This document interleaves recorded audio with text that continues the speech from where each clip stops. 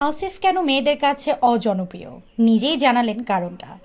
দেশের সঙ্গীতাঙ্গনে তুমুল জনপ্রিয় গায়ক আসিফ আকবর ক্যাসেট সিডের আমলে অদ্বিতীয় রাজত্ব করে শিল্পী এখনো বেশ দাপুটে। তার মতো করেই গান প্রকাশ করে চলেছেন তিনি। নিজের তৈরি করা নিজস্ব ডিজিটাল প্ল্যাটফর্ম যেখানে তার গাওয়া গানের অডিও ভিডিও সবই পাওয়া যায়। ফেসবুকে সরব এই গায়ক আজ রোববার বিকেলে তার এক পোস্টে জানালেন মেয়েদের কাছে তিনি অজনপ্রিয়। তার এই অজনপ্রিয়তার কারণ গীতিকবিরা। প্রায় দুই যুগেরও পেশাদার সঙ্গীত জীবন গায়ক আসিফ আকবরের, যেটার আনুষ্ঠানিক শুরু হয় ২০০১ সালের ৩০শে জানুয়ারি।